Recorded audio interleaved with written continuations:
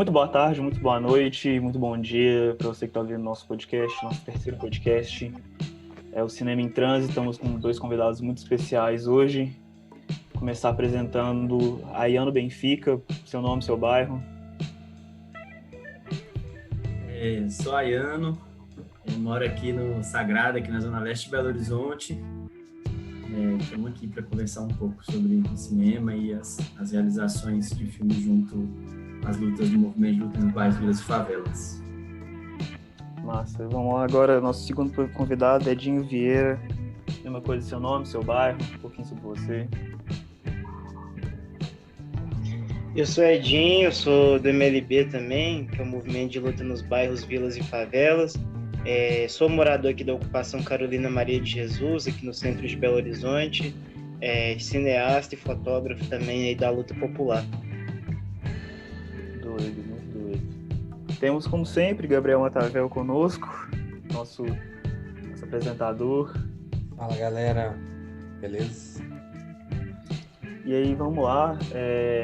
A nossa apresentação clássica, estava até repensando em mudar as perguntas, visto que muitos dos nossos convidados não gostam de café, mas já estou sabendo que a Ayana gosta de café, então aquelas perguntas clássicas, Ayana: seu café, um filme que você queria ter visto no cinema e um realizador, um ator, um personagem que você queria trocar uma ideia junto com esse café. Meu café, eu gosto dele muito. O importante é que seja uma garrafa, que esteja perto sempre. Vendo os outros episódios, fiquei pensando como é que é possível esse povo que não toma café e tá vivendo, fazendo as coisas. Aqui na minha casa é uma garrafa por turno, uma de manhã, uma de tarde, uma de noite. Antes de sentar aqui, já passei minha garrafinha, trouxe aqui pro lado. Mas, enfim, um filme que eu queria ter visto, um filme brasileiro que eu queria ter visto no cinema e não vi, foi Certa Desordem, do Tonati. E aí a outra pergunta é com quem tomar esse café, né? Eu não sei se o café é uma cerveja, mas, assim, personagens que me instigam muito são alguns personagens do cinema do Adirley, esses personagens híbridos entre, né, ficção e documental, essa galera próxima dele, que, enfim, ouvindo ele falar já me instiga tanto, fico imaginando essas figuras de uma outra possibilidade de troca, assim. Então, sei lá, acho que o Marquinhos da Tropa ou de Dimas Drães seriam alguns personagens que eu toparia sentar e fazer uma conversa. Tem tantos outros também, né? Mas já que a gente tem que escolher, vou deixar nesses, assim. Nossa, Marquinhos da Tropa, de ver, galera incrível. E passar agora pro Edinho, mesma pergunta, café, não sei se você também gosta de café, personagem em filme. O meu café eu prefiro amargo, mas assim, entre café e outras bebidas eu prefiro cerveja.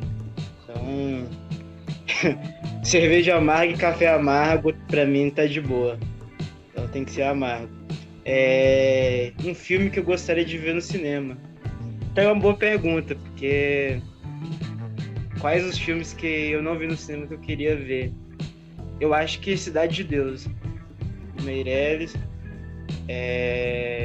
Eu acho que, para mim, é uma das referências do cinema brasileiro, assim, em questão da estética e de linguagem, e de, assim, foge um pouco dessa questão do cinema militante de luta, mas é um filme brasileiro que, para mim, é muito referência, né? É um personagem bem das antigas aí, acho que o Zé do Caixão, o pai do terror brasileiro aí. Eterno Mojica, né? Eterno. Com certeza. Mas vamos lá, então. Acho que começar conceituando o que é o MLB, acho que é interessante, assim, porque tem outra sigla de outro movimento político que é muito parecida e às vezes pode gerar uma certa confusão, pode trocar. E eu mesmo, assim, primeira vez que eu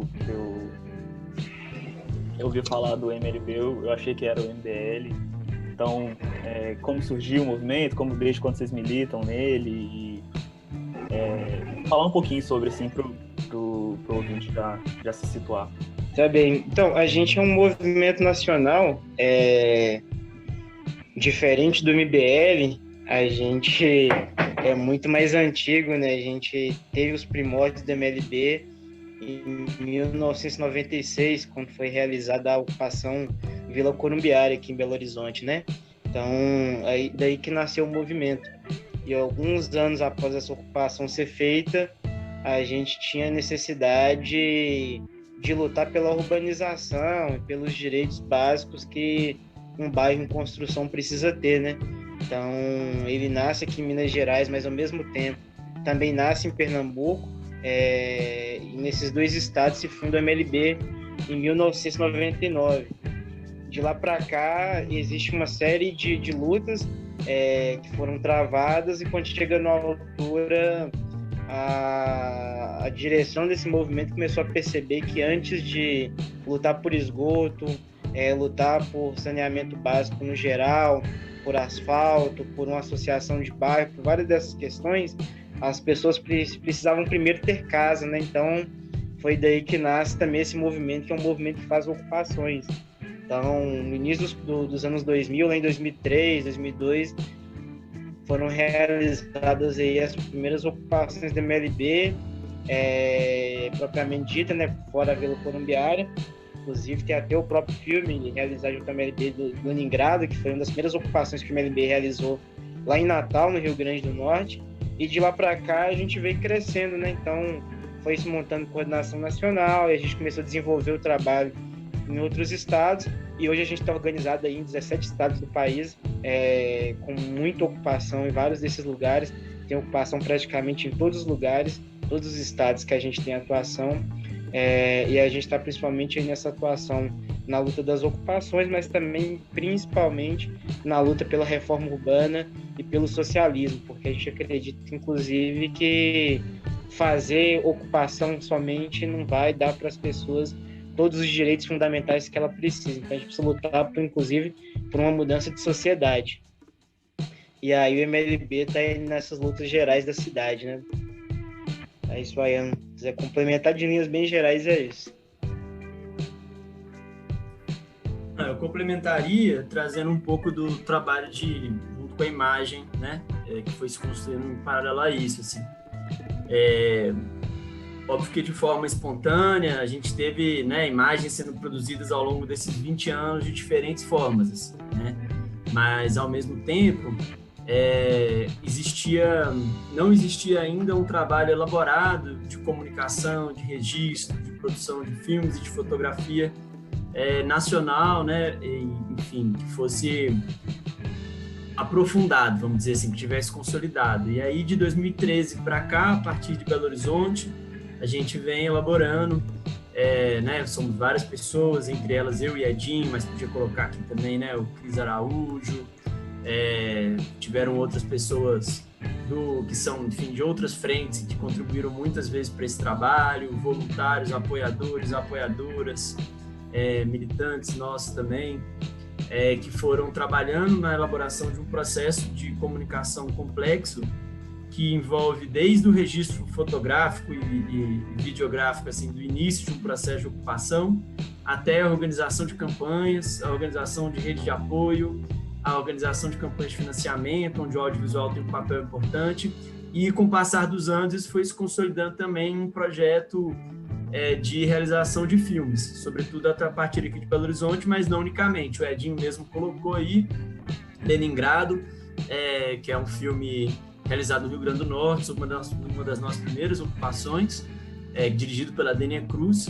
E hoje, se a gente olhar, existe uma profusão de filmes feitos ao longo desses anos, mais que um filme por ano, por média, assim, se a gente for pegar, feitos alguns deles pelo próprio MLB, outros em parceria, outros em alianças com documentaristas, coletivos, realizadores, que foi um processo que deu origem a uma plataforma, uma mostra-plataforma que a gente mantém online hoje, que chama Mostra Lona. O endereço é www.mostra-lona.com.br. Lá tem, por exemplo, a Mostra Acervo, onde a gente vai reunindo, claro que não estão todos lá ainda, a gente está organizando novos lançamentos, mas a gente vai reunindo ali materiais feitos para o cinema, especificamente, realizados junto às nossas ocupações ao longo desses anos, assim. E aí várias foram as pessoas que filmaram junto com a gente. Lá tem trabalhos muito interessantes, filmes feitos através de processos de oficina, filmes feitos, enfim, através de projetos externos que vinham procurar a gente, filmes construídos integralmente a partir do trabalho do movimento, assim. Então, acho que é destacar que ao longo dos últimos 7 a 8 anos vem crescendo, tanto no cinema como na comunicação de uma forma mais ampla, um trabalho nacional de elaboração de imagens junto à luta, assim. É um tema que eu queria tocar, assim, porque essas imagens, elas são muito importantes e a forma que elas são filmadas também, assim, porque eu tava comentando com o Matavel esses dias, algumas imagens que a gente vê, por exemplo, na Missão com o Cadu e no Cadu Edson, são imagens que circularam muitos noticiários na época, principalmente o Na Missão, né, que é uma ocupação, é um protesto que vem de 2016, o Cadu Edson também é uma ocupação mais recente, e a perspectiva que é colocada por grandes jornais, principalmente jornais de grande mídia e televisivos, ela é um pouco diferente, assim, ela sempre vai privilegiar determinados grupos de interesse. E eu queria que vocês comentassem, ou Edinho ou Ayano, da importância de ressignificar essas imagens, assim, mudança de foco. Muitas vezes usando as imagens dos noticiários mesmo, mas às vezes com imagens próprias, e como que isso pode ser muito importante para a militância do MLB. Eu vou puxar então, a gente inverte agora, eu começo, você complementa. Você falou da Dácia, queria dizer que assim, a gente falou dos cinemas, né, os filmes que a gente gostaria de ver no cinema e as pessoas que a gente gostaria de tomar um café ou uma cerveja. A Dácia é uma dessas pessoas, sem dúvidas, mas por sorte eu tive as chances já de estar com ela algumas vezes, e é uma pessoa incrível, um cinema também que é uma referência muito grande para mim. Inclusive, a Dácia estava na ocupação Vitória, que é a ocupação de onde o Cadu morava, né? Uma das 3 ocupações da Isidoro, onde o Edinho morava também, na ocupação Esperança, ali do lado. E a Dácia estava lá comigo, ela e Gabriel Martins, numa sessão que a gente organizou, passando o Episódio para um Homem Negro e Ressurgentes, no dia seguinte daquela ação que o filme do Cadu registra. Aquela violência toda e tudo, aquele negócio terrível. No dia seguinte a gente fez uma sessão lá, e foi quando eu conheci ela a primeira vez. Depois eu tive com ela em Tiradentes, conversando com ela.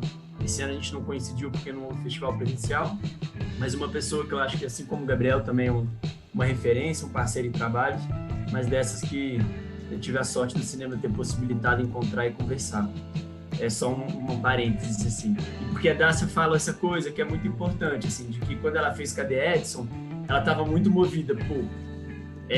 ela já vinha filmando com aquele grupo antes, ela já tinha estado nas ocupações na época ainda do MTST, antes dele construir o MRP, ela já tinha estado ali filmando com ele antes, tinha participado das lutas, e quando viu toda a criminalização que aconteceu a partir do despejo, ali, né, enfim, da perseguição, da imagem construída em torno daquela pessoa que ela conhecia, ela falou assim, pô, essa não é a pessoa que eu conheço, esse não é o Edson. E aí o filme, de certa forma, é uma busca nessa reconstrução desse personagem, além de várias outras coisas que o filme é, porque esse filme, para mim, é um filme paradigmático, contemporâneo também, que eu espero que a história dê tempo para esse filme ter o tamanho que ele pode ter para o cinema e para o cinema documentário brasileiro, assim. Mas, enfim, eu acho que pensando nisso, é isso que a gente constrói, assim, cotidianamente no trabalho de comunicação do MLB. Quando você vai fazer uma ocupação urbana e você monta um esquema de comunicação e registro para ela, ou uma manifestação, você vai ocupar um supermercado, você vai ocupar um shopping, você vai ocupar um prédio público, e você constrói uma estrutura para produzir narrativa sobre isso, você está desde o início entendendo, com o movimento, que uma parte tática importante dessa ação é produzir discurso para fora de uma forma legítima, autônoma, independente do que a mídia vai dizer, ainda que também seja importante pautar a mídia, e a gente muitas vezes tenta fazer isso também. Nem sempre conseguimos com a mesma eficiência, mas também conseguimos pautá-la e colocar a nossa palavra dentro dela, né? A partir da força do ato político construído, sobretudo com o apoio dessa comunicação mais ampla, porque ela não vai ser pautada de graça, você tem que fazer pressão também, assim como um ato, uma marcha, uma ocupação é uma ação de pressão, a ação de comunicação também pode ser uma ação de pressão para poder pautar as outras forças, né? E em paralelo a isso, a gente vai construindo uma série de registros que nos permitem pensar depois o cinema, assim, né? E eu acho que o cinema, ele aparece como, a partir da sua linguagem e seu tempo, sua duração maior, e a possibilidade de duração que a linguagem abre, você pode construir uma narrativa mais complexa, aprofundar em personagens, dotar de subjetividade, de interesses, de sonhos, de medos, de contradição, aquele personagem que a gente se encontra na tela, e isso aprofunda muito mais as possibilidades de identificação e de permanência na história também, porque o cinema, o filme pode entrar em festival, pode entrar em mostra, pode ser comentado por alguém, pode ser analisado por alguém, e isso dota de uma perenidade muito maior aquela imagem, né? Então, a gente fala do Na Missão, por exemplo, Na Missão com o Cadu, os planos do Cadu já tinham rodado na internet, tinham cumprido um papel, já tinham cumprido um papel jurídico também, à medida que se viram como prova material para um mandado de segurança que impediu o despejo de acontecer. Mas o que permite a gente estar aqui conversando hoje é o filme, né? Assim, que vocês assistiram, que vocês viram, que de certa forma a gente chegou nessa conversa. E é isso, assim, o filme permitiu ao Cadu que a voz dele reverberasse também, continuasse reverberando a partir dessa parceria com o cinema, essa aliança que o cinema pode construir com a luta. E quem assiste aquelas imagens finais feitas por ele, assiste tendo sabido o que ele sonhou, o que ele deseja, o que ele tinha medo, a indignação dele com aquele governo, né? Então ela permite uma de chegada, até mesmo na violência, né, que é a violência policial da manifestação, a partir de um outro lugar, né? E isso é uma coisa que o cinema especialmente permite, assim.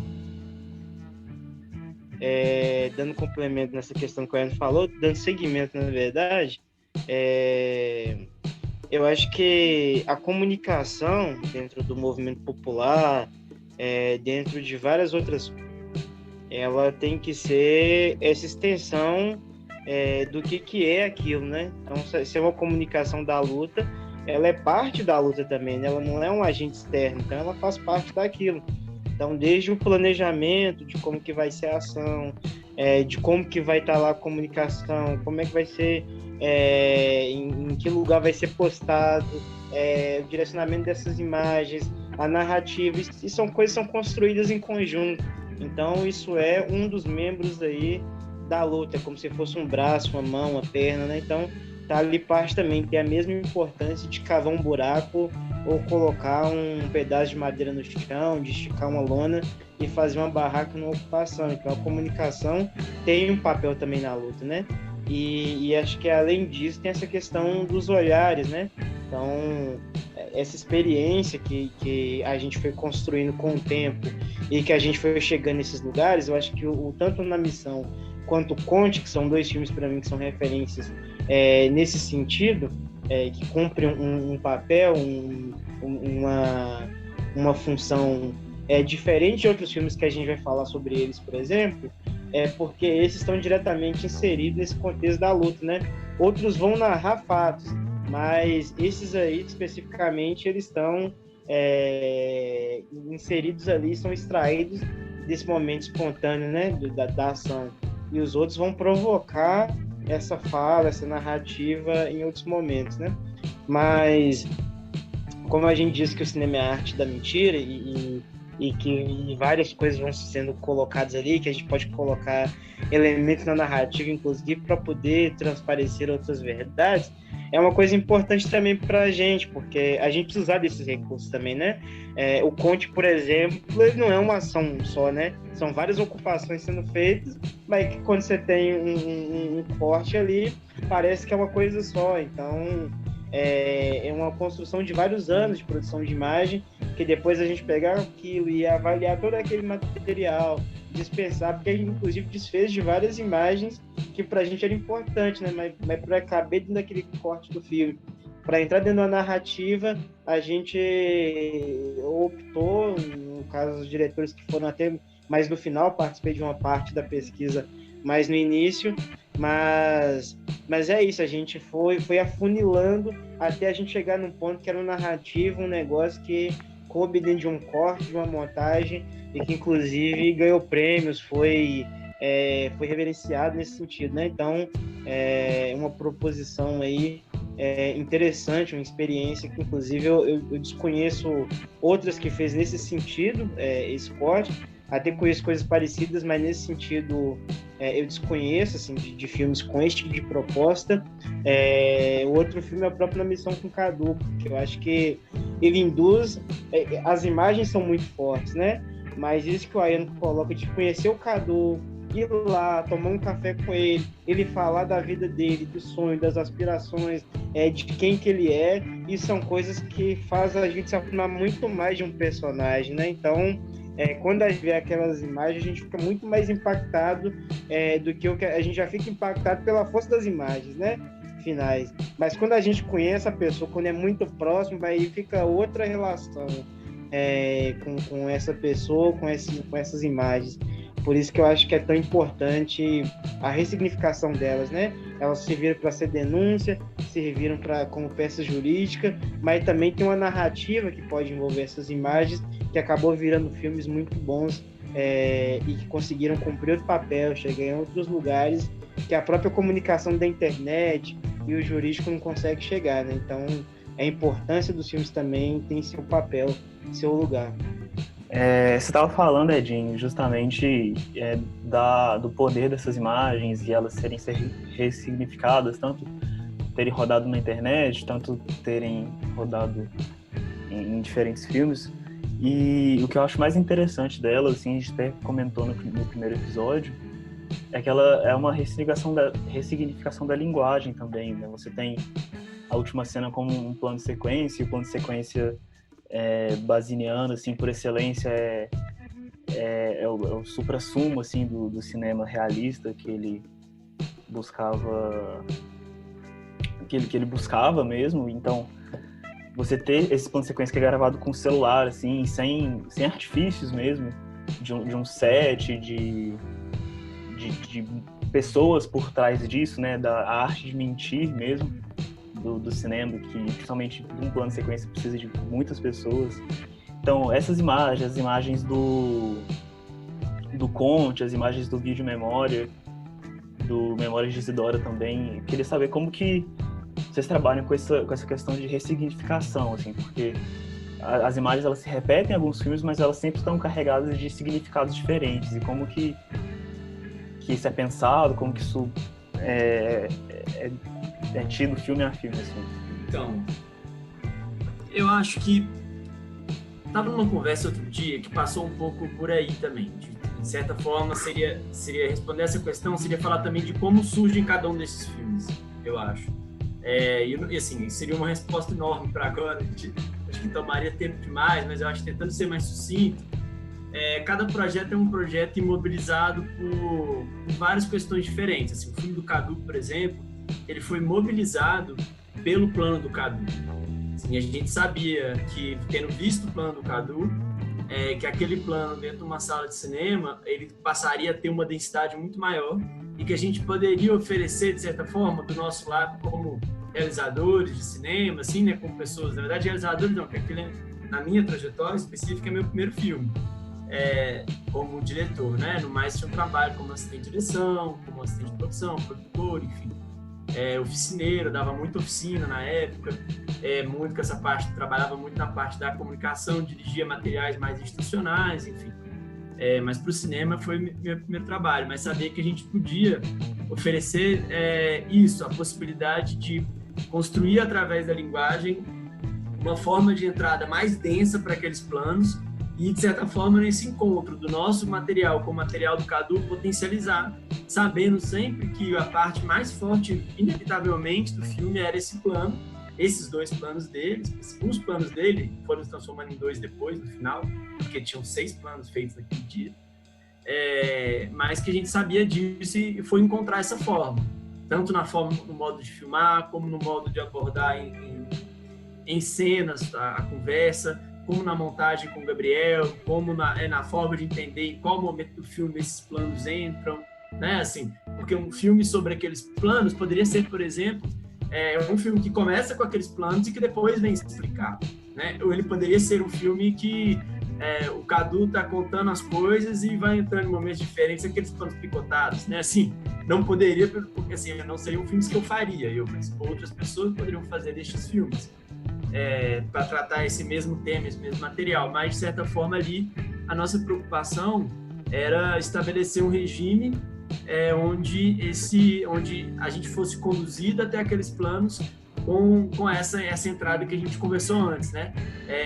Levados pelo Cadu, levados por essa experiência comunitária que na Isidora existia e naquele momento o comentei da sessão que a gente fez com Darcy e Gabito lá após aquele ato, porque naquele momento se assistia muita imagem na Isidoro. O Edinho tem um filme sobre isso também, feito também junto com o Cadu, junto com o Douglas, né, que é o Memória de Isidora.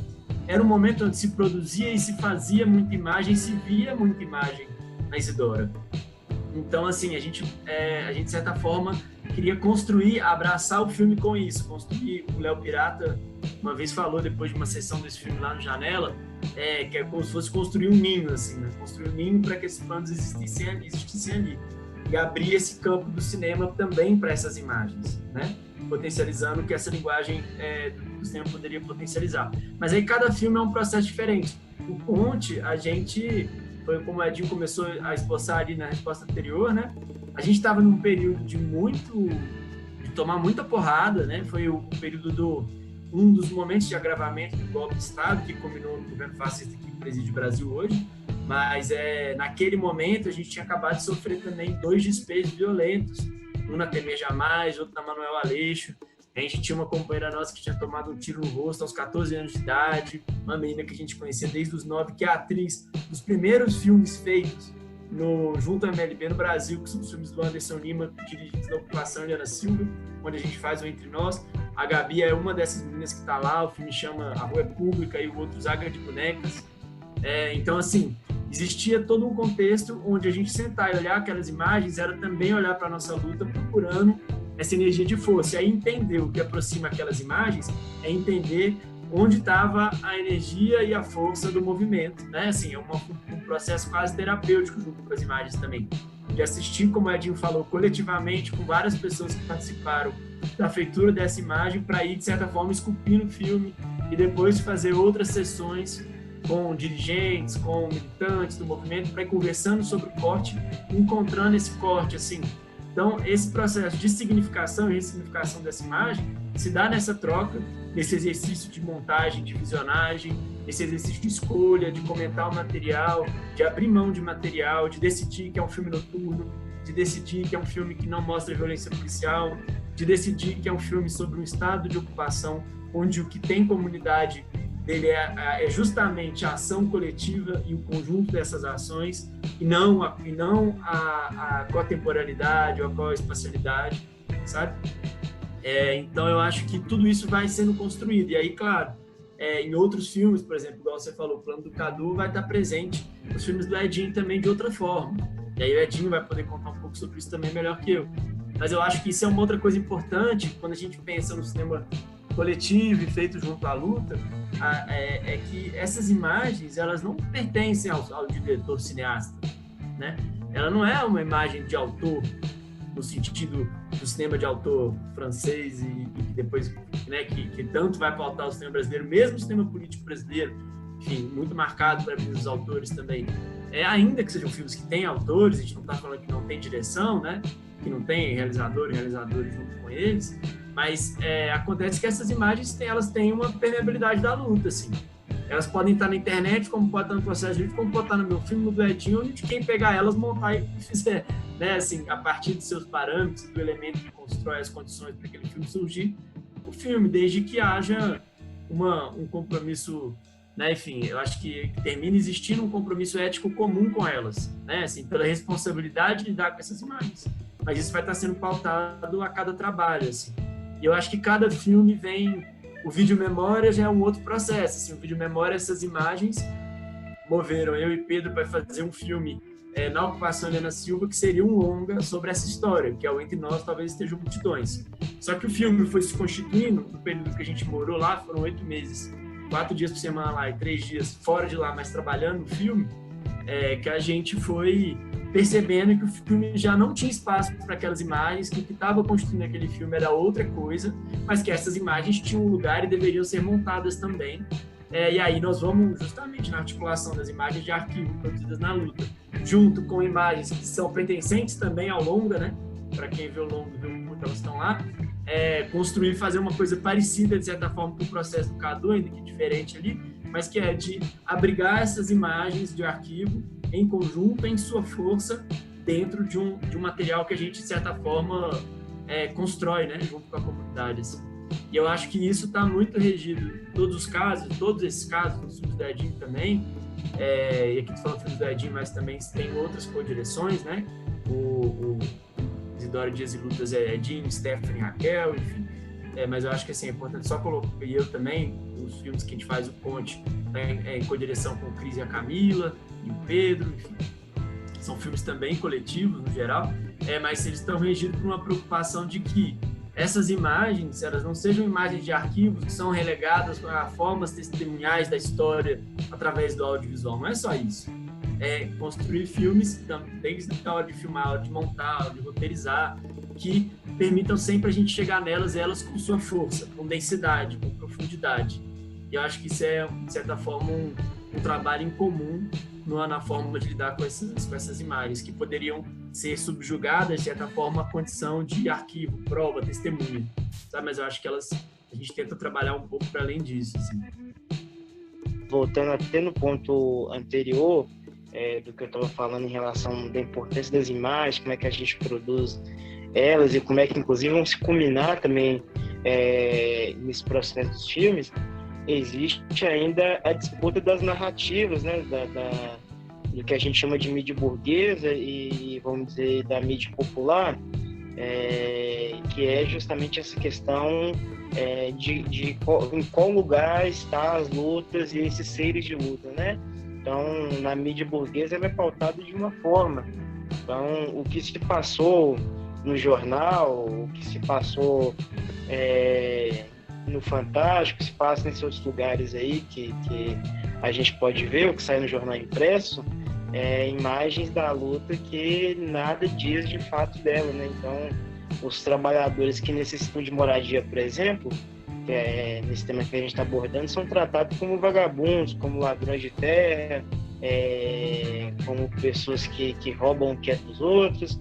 Então, quando na verdade eles não falam que as ocupações urbanas são construídas por trabalhadores que têm um direito negado, né? Então, por isso que tem essa disputa do narrativo, inclusive com filmes, com vídeos, com matéria escrita, com várias coisas, é importante a pautar pela mídia popular, né? Então, o cinema está inserido nesse sentido também.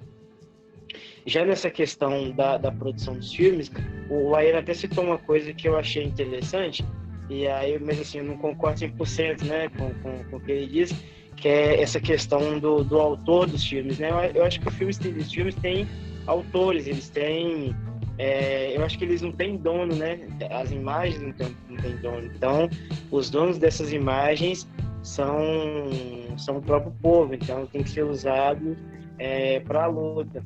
Mas eu acho que o processo do filme é outra coisa. Então, desde você pensar, então vou pegar o próprio exemplo aí do Na Missão de novo, né?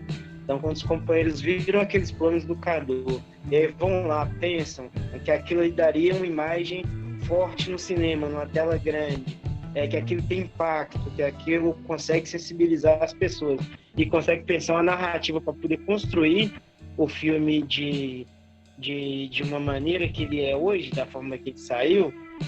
Não vou nem dizer que eles pensaram o filme inicialmente dessa forma, mas foi a forma que ele saiu no final e que saiu muito bom. Então, ele tem todo esse traço, né, do pensado, planejado, construir esse filme a partir dessas imagens. Da mesma forma que a gente sentou e pensou elas de outras formas, né? E saiu outro filme diferente no Memória de Isidoro. Então, tem esse traço que é a mão dos diretores também. Então, ele tem uma autoria, né? Então, não deixa de ser ali a questão do artista, de ter o dedo, de pensar e planejar e executar essa questão aí do filme. Então, eu acho que nesse sentido o filme tem autor, mas isso que o Ayan falou é importante. As imagens também, ela não é nossa, né? A imagem é da luta, desde que se tenha responsabilidade com essas imagens, com o contexto social que elas representam, elas são imagens que podem estar em qualquer outros lugares que também não sejam nesses filmes. Por isso eu acho que é importante.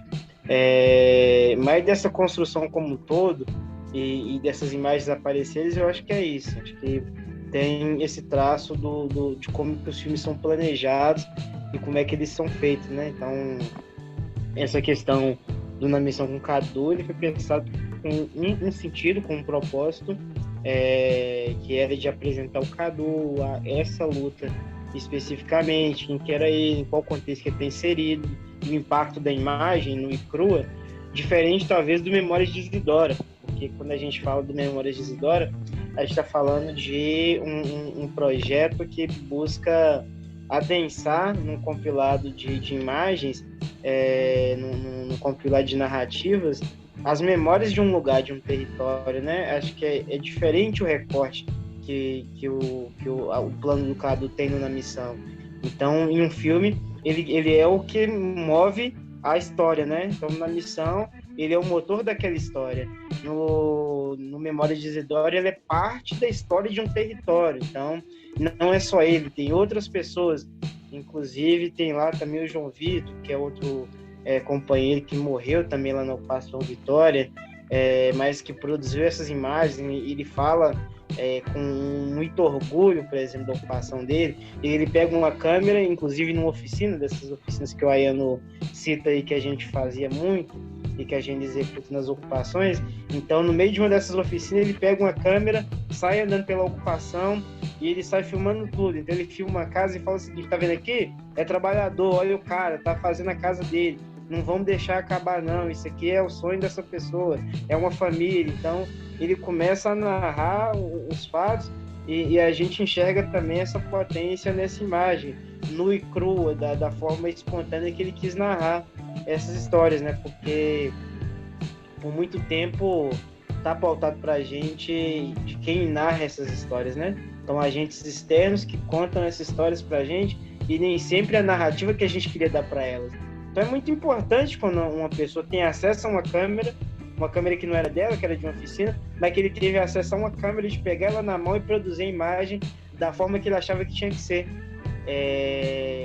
E uma das coisas que eu aprendi estudando cinema é como é que as coisas são engraçadas, né? Como é que a gente vai nascendo já com essa linguagem na nossa cabeça. Porque se eu pegar lá naquela primeira exibição do trem na estação, que as pessoas saíram correndo achando que o trem era de verdade, com a imagem em tela, e do que a gente já nasce vendo televisão, nasce vendo imagens, e que a gente já vai se acostumando a esse tipo de narrativa e que a gente não se assusta com corte, é a pessoa que produz uma imagem baseada no que ela conhece de audiovisual também, né? Então, a pessoa vai se formando nesse processo autônomo que ela aprendeu da oficina do manuseio da câmera, mas também com a própria linguagem dela, essa questão livre de poder experimentar. Então, para a gente isso é importante.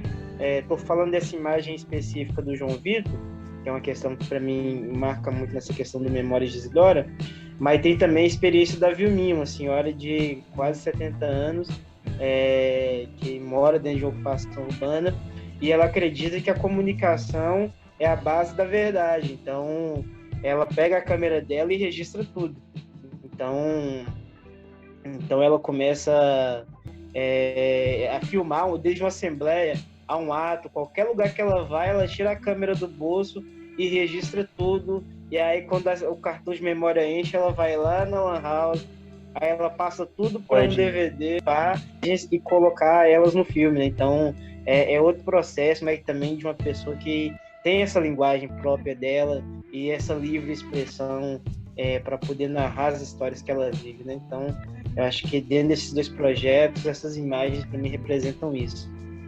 Eu queria até perguntar para vocês sobre outros movimentos que têm essa criação de vozes, assim, de produção não só de vídeo, né, mas de outras mídias, assim, que no Brasil e fora do Brasil também, né, porque é uma movimentação interessante, assim, de se representar, né, não ter a sua imagem feita pelo outro, né, porque eu até mostrei pro Renan esses dias uma entrevista do Alok, assim, é uma coisa sutil, eu acho que não teve nem a intenção. Olha só, falando o nome de DJ, mas é bacana que ele fala assim: minha infância foi muito difícil, meus pais a gente para a Europa e a gente passou por uma dificuldade e a gente foi despejado. Aí ele conta essa parte. Aí ele fala assim: a gente entrou porque na Europa tem uma lei, eu acho que a cada 5 anos que um prédio tá desocupado, ele pode ser ocupado. E aí ele fala assim, brinca assim, né? E aí, Boulos, mas depois ele fala, mas assim, não é nada como é no Brasil não, e tal, já pegando a nossa versão e já diminuindo, assim.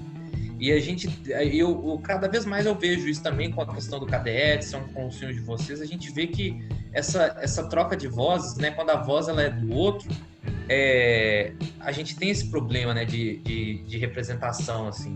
Então, vocês têm algum movimento também que faz essa movimentação como o MLB ou ainda assim, ou ainda é uma coisa difícil no Brasil também? Porque nesse momento de finalizar com política pública e tal, a gente está passando por um momento bem difícil, assim.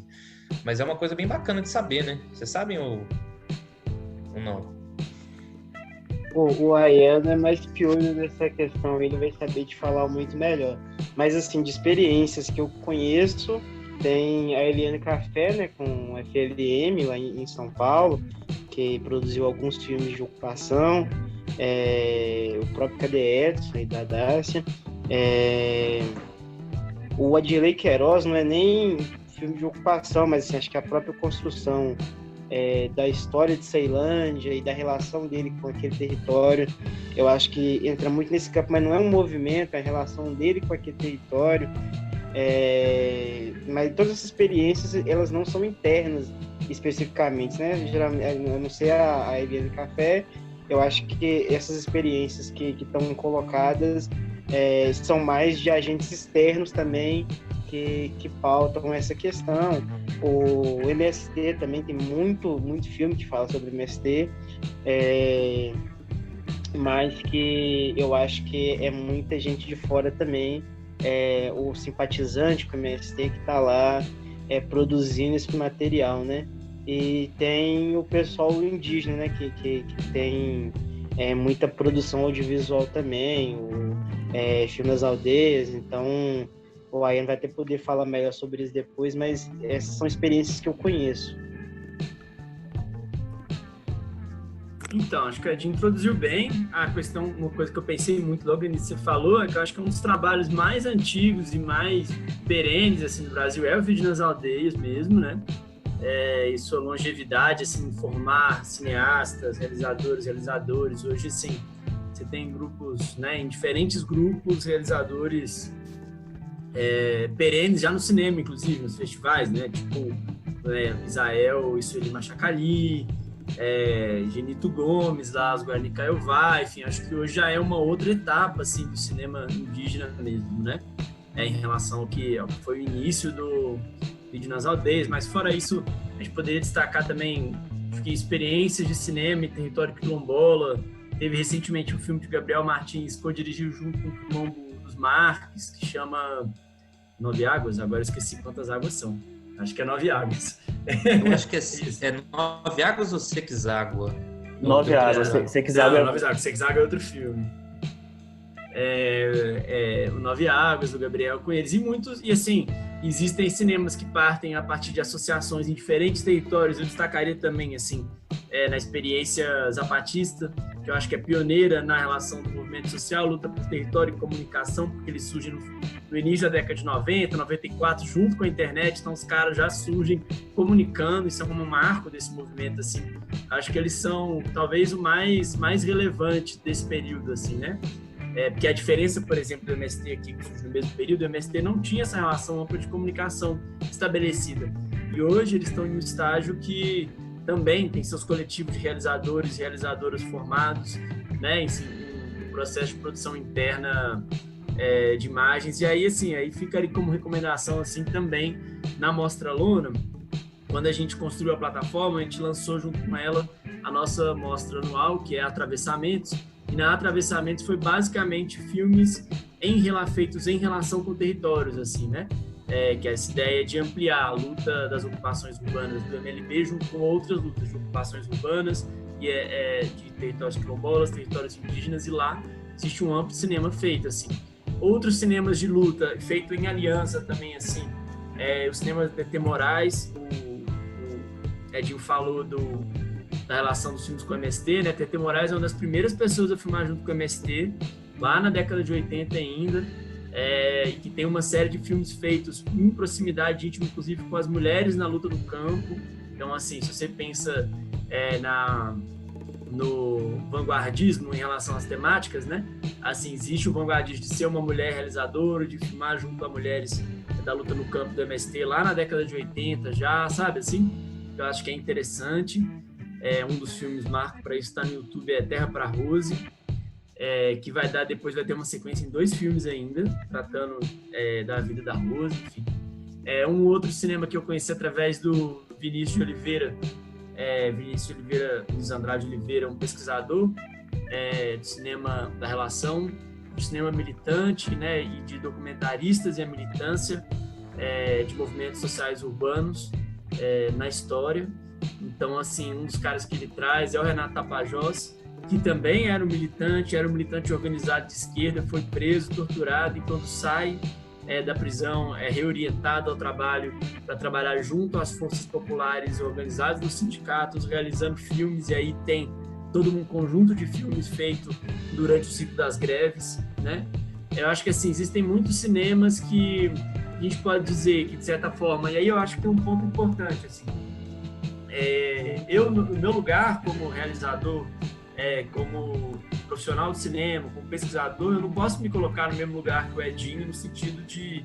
o Edinho é um morador de ocupação, por exemplo, feito da Ocupação Esperança, hoje está na ocupação Carolina Maria de Jesus, coordenador do MLB, que tem toda uma trajetória de formação de cinema dentro dessa luta. Eu vinha de uma trajetória de formação e me tornei militante depois, mas a partir ainda que tenhamos histórias diferentes, existe um regime de aliança profundo, né?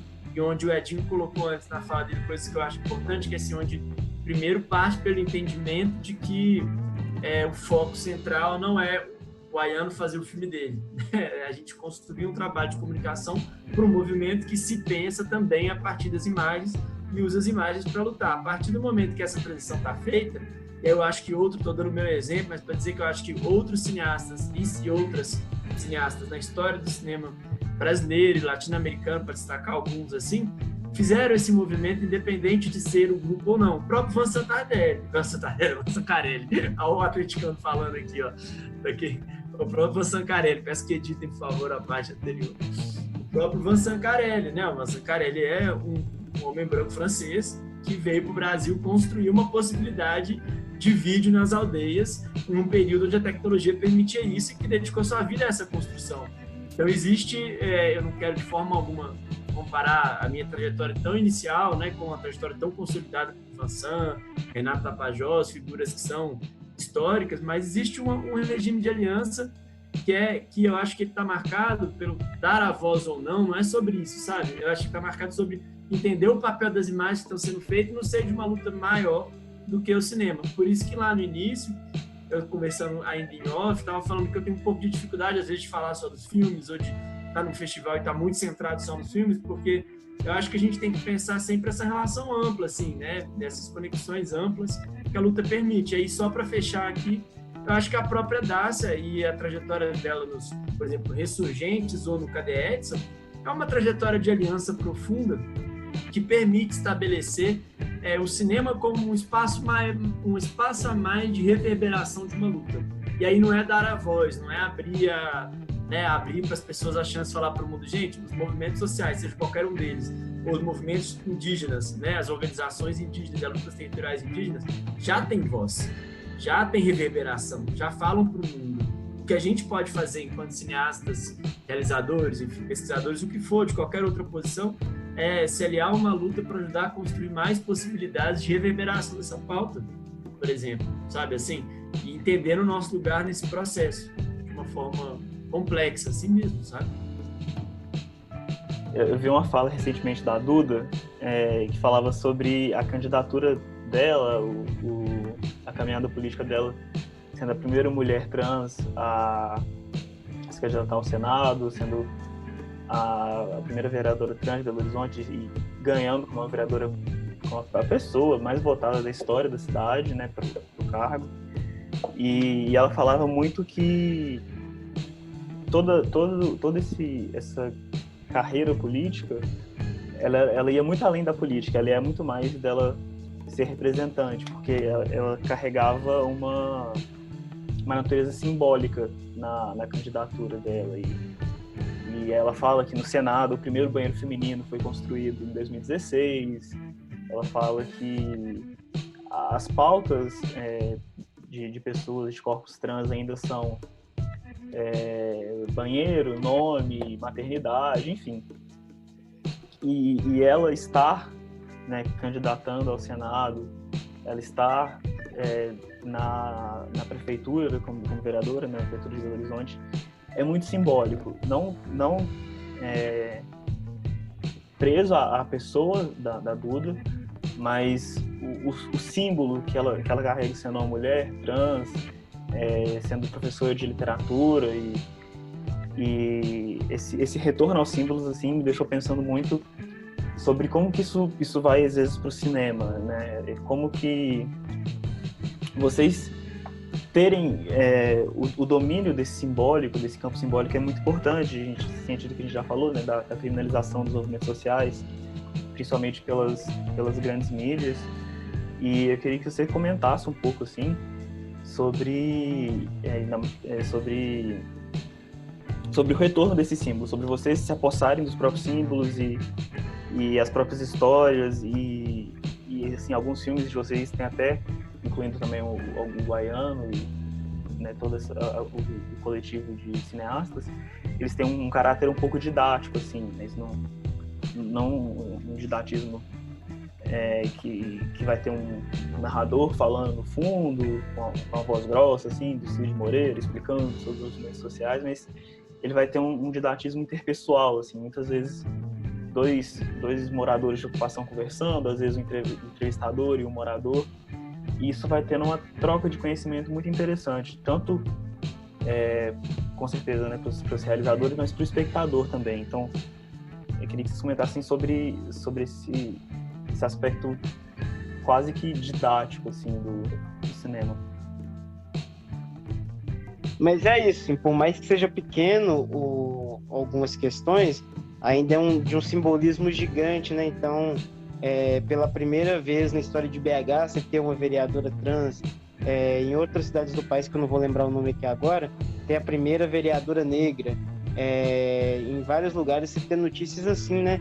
BH, pela primeira vez na história, tem um número tão grande de mulheres no parlamento. Então, isso são coisas que estão colocadas para a gente e que cabe uma desconstrução de uma sociedade, né, com um pensamento ainda muito arcaico, baseado nos preconceitos, no machismo, nas relações de exploração, e que traz para a gente missões aí, tarefas históricas, né, da questão da construção de uma sociedade onde não vai mais ter esses problemas.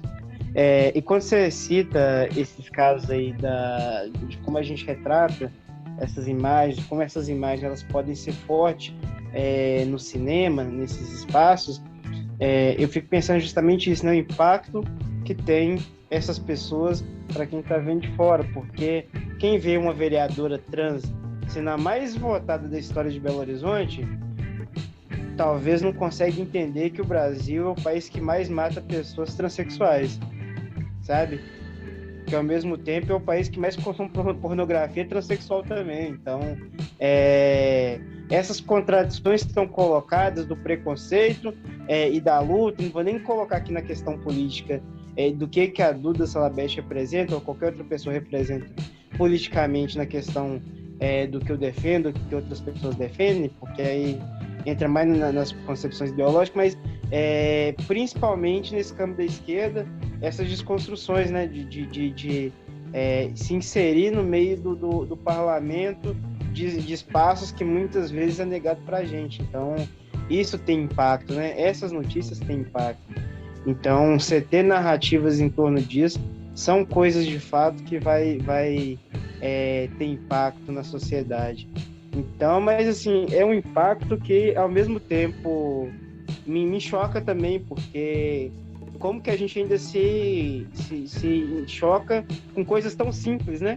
É só uma mulher trans, sabe? Não é um alienígena, não é um disco voador que pousou na Terra. É uma mulher trans que foi eleita vereadora. Agora isso é tão impactante porque esse espaço sempre foi negado. Eu lembro que eu estava participando em 2018, 2019, não me lembro agora, de uma audiência pública com o secretário de saúde do município. Tinha várias coisas sendo colocadas em pauta, né? E várias pessoas não conseguem entender, inclusive, a necessidade dessas pautas específicas, porque, por exemplo, para pessoa trans, ou trans mais especificamente, né? Diferente de gays ou lésbicas que não são trans, né? Então, por exemplo, essa questão do nome social, isso é uma questão fundamental, sabe? E que é muito específico dessas pessoas, né? Desse segmento LGBT. A questão do banheiro, a questão de um ambulatório especial na questão médica, né? Então, são coisas muito básicas, mas são coisas muito específicas que não dá pra gente tratar como se fosse qualquer outra coisa, que diminui, inclusive, a importância de ser tratado especificamente, né? Porque só assim, eu boto até um paralelo com as cotas raciais, por exemplo, porque sem as cotas a gente não consegue, inclusive, igualar as condições para que um dia, no futuro, a gente consiga abolir as cotas, que a gente tem um livre acesso à universidade, por exemplo.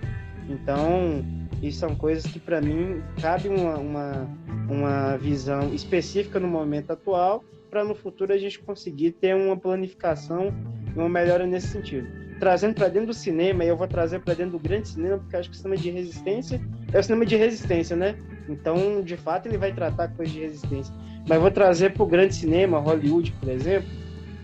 Teve uma vez que eu estava assistindo a premiação do Oscar e tinha 2 apresentadores negros apresentando o Oscar, né? E que, de certa forma, era um negócio ali, vamos dizer assim, muito tímido, né? Por mais que seja oportunista e tudo, e dessa questão do identitarismo e dos espaços de poder que a galera vai colocando no empoderamento das pessoas, ainda era muito tímido só ter 2 apresentadores negros, né? E aí as pessoas começaram a criticar o festival, o Oscar, porque assim, vocês têm 2 atores negros, mas os filmes são feitos por branco. Os filmes são feitos, em sua maioria, por brancos, tem um monte de problema. E aí, no ano seguinte, a gente tem aí Pantera Negra, aí a gente tem Estrelas Além do Tempo, a gente tem Infiltrados na Clã, a gente tem uma série de filmes premiados no Oscar, produzidos por cineastas negros, ou que tem, em sua maioria, atores negros, e com outra concepção. E eu não estou dizendo que isso é resistência, né? Eu estou dizendo, inclusive, que isso usa das pautas de lutas identitárias ou das lutas das resistências, inclusive para poder ganhar mais dinheiro, sabe? Em cima dessas pautas, de um falso empoderamento, né? Porque de fato não contribui, no dia a dia não contribui para a libertação desses povos, né? Mas de fato você ter pessoas negras representadas na tela é uma questão importante. Então, de certa forma, foi parte de uma luta, né? Por mais que seja tímida ainda, essas questões e que também saia favorecido o outro lado, de certa forma um simbolismo, né? Porque é tão pequeno, mas é muito importante para a gente ver um ator negro na televisão, uma atriz negra, da mesma forma que é ter uma vereadora trans numa cidade como Belo Horizonte.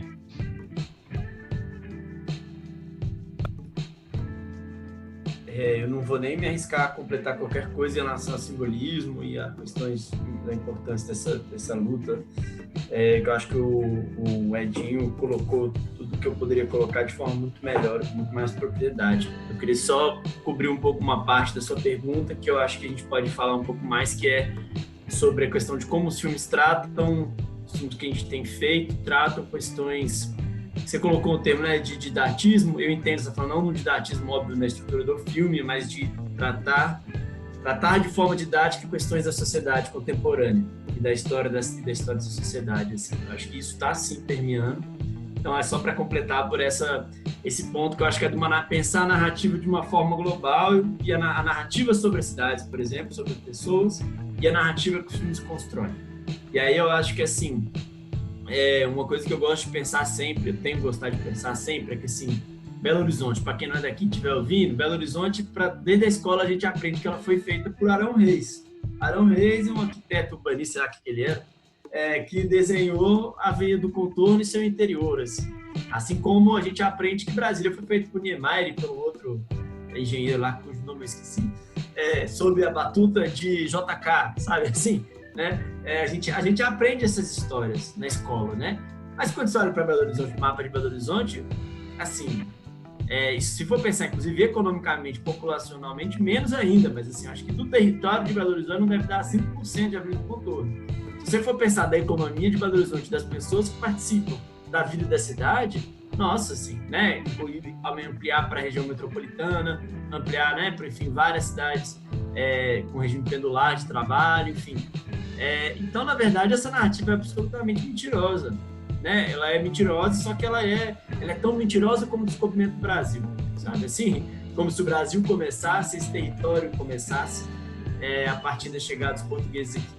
Então, de certa forma, quando eu olho para os filmes que a gente vem fazendo, aí eu lembro de uma coisa que o Edinho falou lá atrás para juntar esse passado com o passado que passou tão antigo e esse passado nosso mais recente, uma história contemporânea.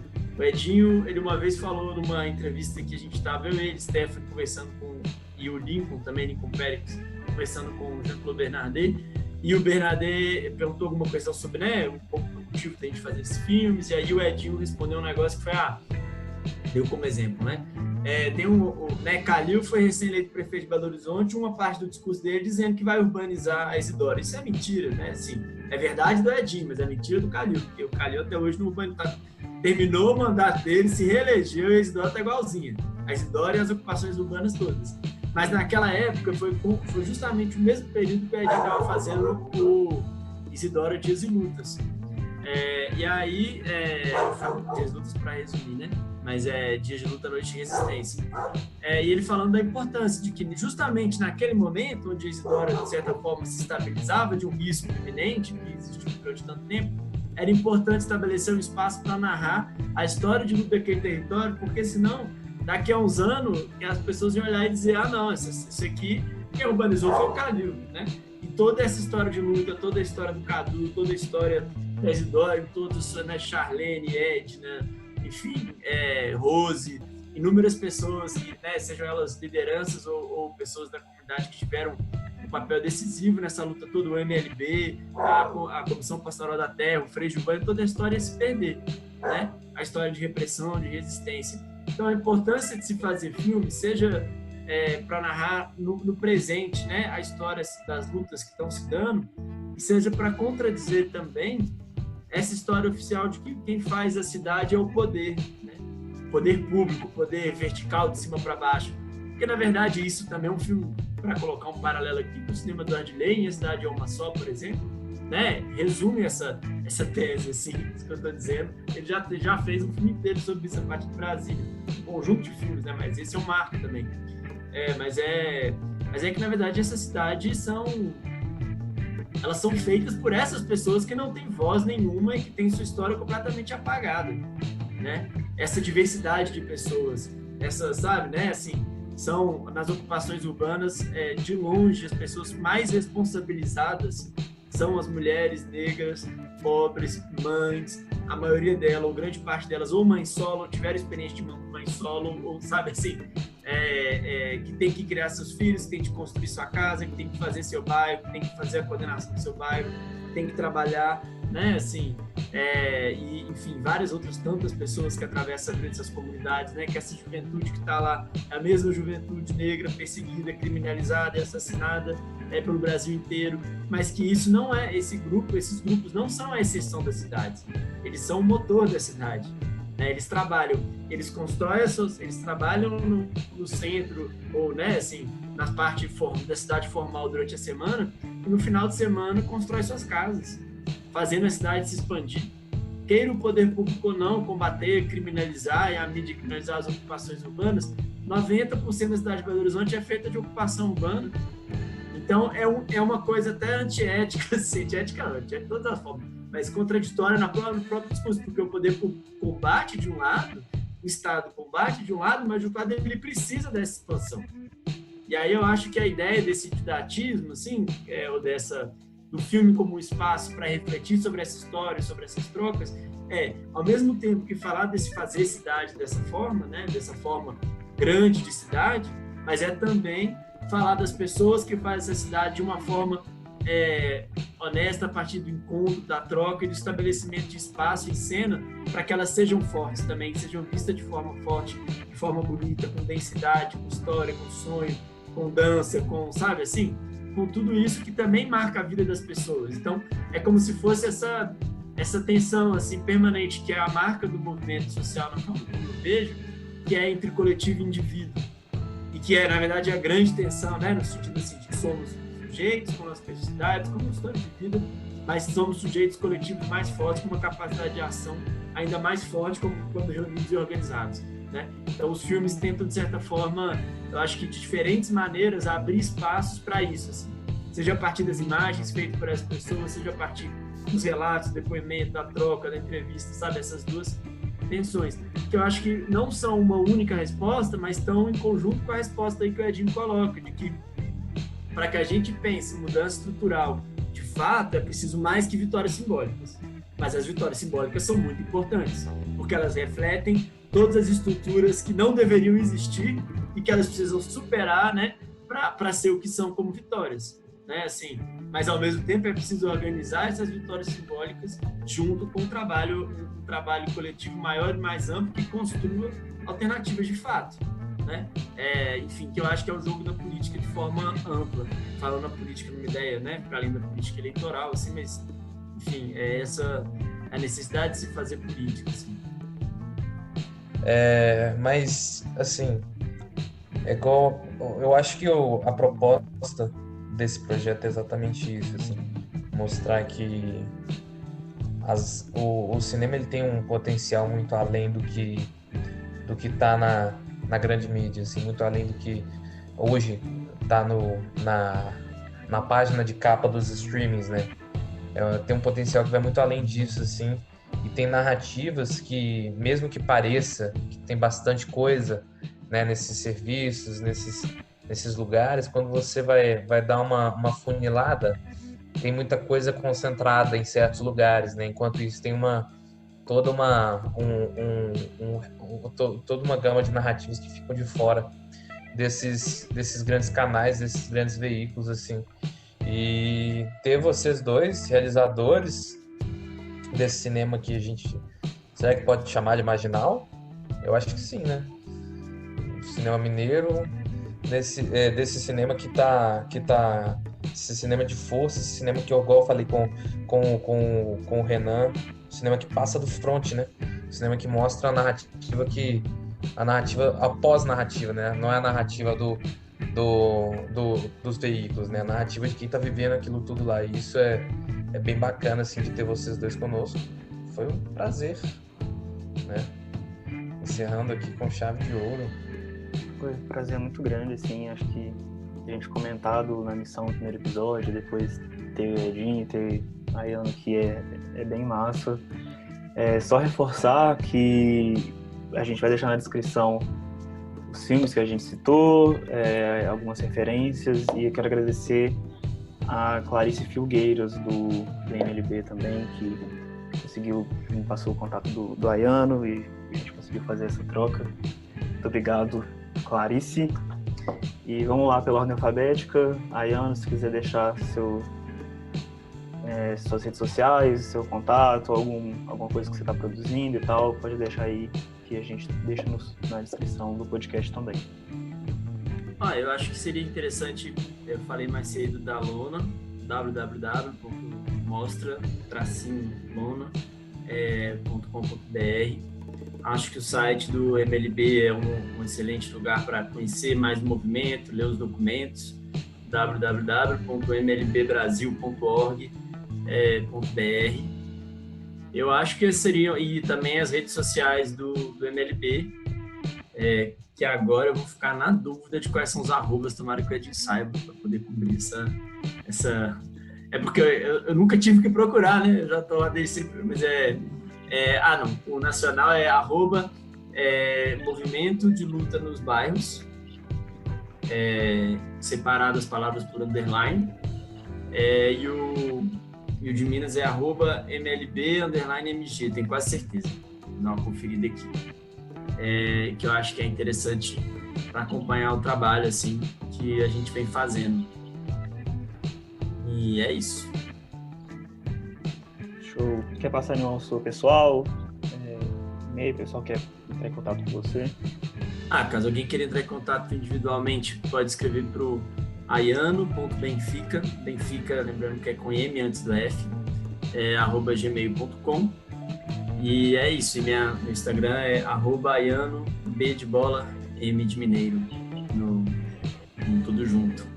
E eu queria agradecer vocês, antes de terminar aqui, agradecer vocês pelo espaço, pela troca, desejar muita sorte com o projeto, que vocês continuem em diálogos interessantes. Eu vi os 2 primeiros episódios e gostei. Se vocês precisarem de qualquer ajuda que a gente puder fortalecer também, estamos aí. Articular algum contato, alguma possibilidade de diálogo, é só procurar. Muito obrigado. Fico bem feliz falando em nome de mim, do Matavel. E vamos lá, Edinho. Contatos, redes sociais, recomendações. Ayano, faltou recomendar um filme que você quer deixar. A gente falou de muitos filmes, assim, mas às vezes que você quer, que marca, assim, que você acha que é imprescindível. Não, a gente falou de vários, né? Eu acho que, sim, sendo coerente com tudo que a gente conversou até agora, eu acho que, para não ficar só vendendo o próprio peixe, né? Porque da Mostra Lona já tem muita coisa nossa lá. Inclusive, muitos dos filmes que a gente conversou aqui estão na Mostra Lona, então isso é interessante. Lá na Mostra C, vocês vão encontrar filmes feitos junto à MLB, de diversos períodos, os filmes da Edinho estão lá, meus filmes também, exceto Vídeo Memória Entre Nós, que acabaram de ser lançados, então ainda não estão disponíveis online, gratuito, de forma livre, em função da política dos festivais. Mas para expandir um pouco o nosso trabalho, eu acho que o filme da Dácio, Cadê Edson, é um filme que é muito representativo de muito do que a gente conversou aqui e que, sem dúvidas, um filme, como eu coloquei antes, que tem muita relevância para as lutas e para o cinema junto às lutas. Vamos lá, Edinho. Então, também gostaria de agradecer o espaço. Acho que para a gente é sempre importante todos os espaços que a gente tem para poder falar sobre a nossa luta, sobre a construção desse trabalho, desse cinema coletivo, desse cinema de resistência. Acho que é importante, né? Então, agradecer a vocês aí pelo convite, pelo espaço e pela divulgação dessa luta. As redes sociais são essas que o Ayano passou, né? Do movimento. Eu estou tentando sair um pouco das minhas redes pessoais, mas vou deixar o e-mail, que é edinhovieira445@gmail.com. Então, qualquer pessoa que queira me escrever ou falar sobre algo pode entrar em contato com esse e-mail. O filme que eu gostaria de indicar Calma, deixa eu pensar aqui na indicação que eu pensei. Alguns, na verdade, que eu posso falar. Mas eu gostaria de indicar Era o Hotel Cambridge, da Helene Café, que é feito lá em São Paulo, com a Frente de Luta por Moradia, e que eu acho que é um documentário muito bom no que ele se propõe a fazer, né? Então, eu acho que é um filme completo, que aborda vários assuntos, desde a questão da imigração, a questão das contradições sociais, e a organização de um movimento, e romance, e várias coisas que um filme pode abordar. Esse filme tem, e eu acho que ele é muito bom, um filme que todo mundo deveria assistir. Beleza, show de bola, mais um episódio completo. Agora temos Instagram, @podcast Cinema em Transe. Acompanhe a gente lá, a gente vai estar lançando episódio toda sexta-feira. Assista também os 2 primeiros episódios. O primeiro episódio com o Samuel, o segundo com a galera do Júri Jovem Tiradentes, estão muito bons. E é isso, Matavel, não sei se tem mais alguma coisa para falar, mas agradecer a Ayano, Edinho, o movimento, foi uma conversa incrível, são filmes muito incríveis. Acho que vale a pena ir além dessa conversa, assim, e assistir o que a gente falou para aprofundar esse entendimento e entender um pouco mais também de movimentos, né, o Matavel falou, movimentos marginais, assim, do cinema brasileiro. É isso aí. Foi ótimo e no aguardo aí para falamos aí de Adirley e no aguardo para alcançar todos os cantos do Brasil, né? Todos os cinemas possíveis. Foi massa demais.